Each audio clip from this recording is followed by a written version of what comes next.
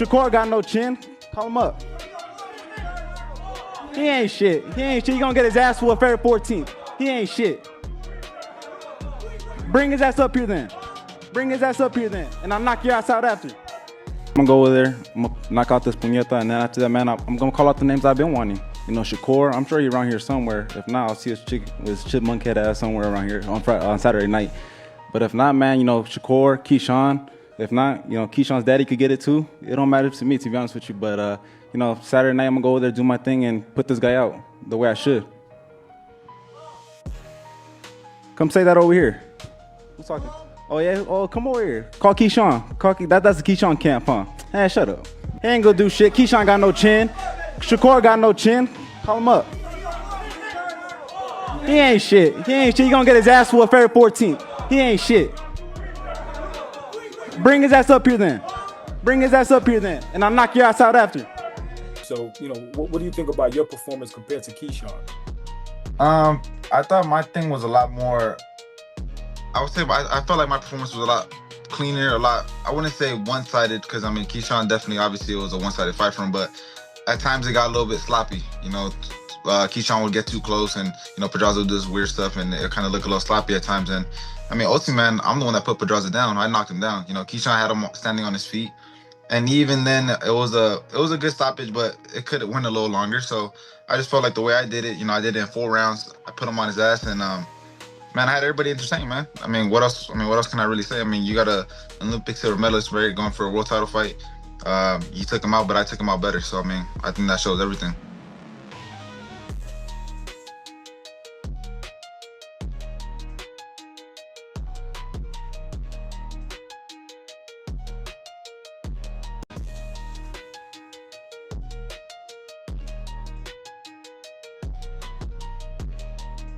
Keyshawn, he hasn't talked a lot of trash. You talk a lot of trash. If you guys clash, would you be willing? I know you're not going to move down, but if he was to move up to 140, would you entertain that fight? You have so many champions in your division. You know, Teofimo, Lopez, Hitchens. You know, would you want to face Keyshawn first, or is there any particular order?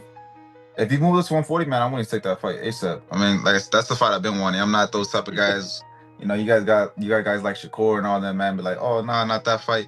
But, man, if I've been wanting you for a while, man, I'm willing to put, you know, if I'm not a world champion by then, I'm willing to put my goal to the side real quick just to take him out. So I'm not really worried about that. Yeah, so to answer your question, yeah, if he comes to 40, I'm tapping that for sure.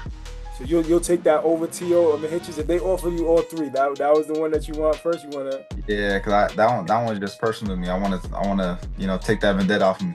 And how do you beat a fight? I mean, I know you're going for the knockout. Obviously, your power speaks for itself.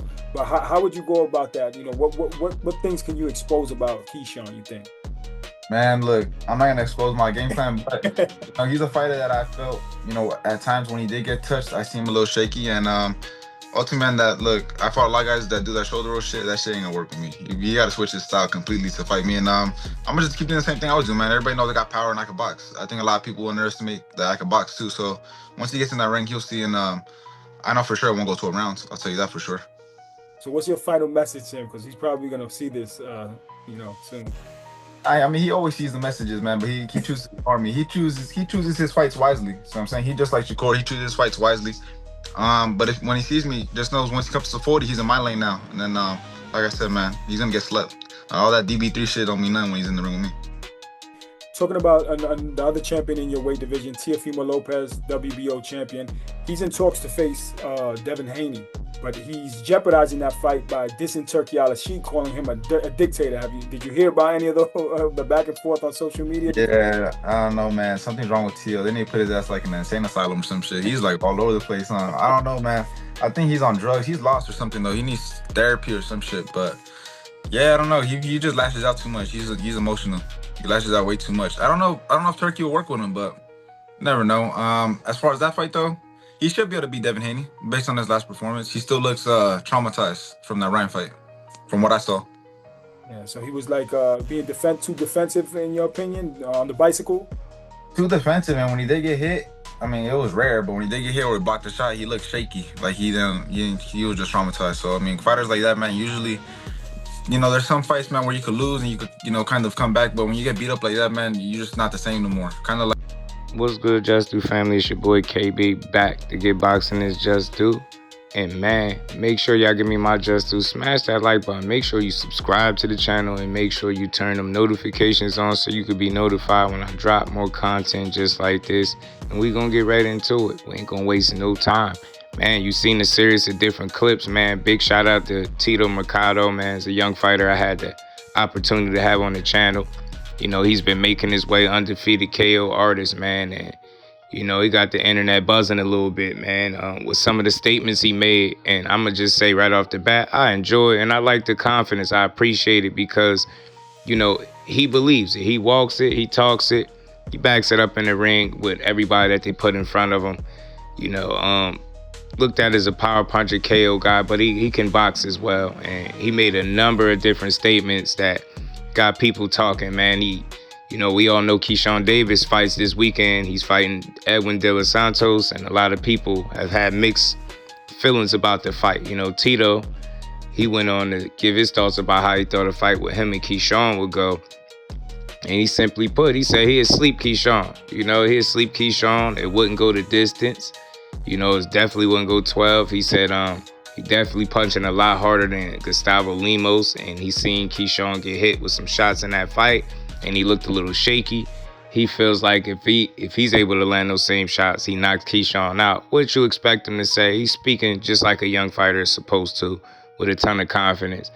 And he went on to say, you know, how he feels as though Devin Haney is traumatized, you know, from the Ryan Garcia fight, and he looks shaky. He said he rarely got hit, but when he did, he just didn't look right.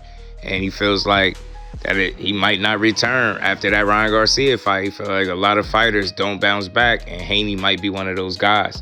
So for that reason, he feels like he fights scary, traumatized, and he said he looks shaky.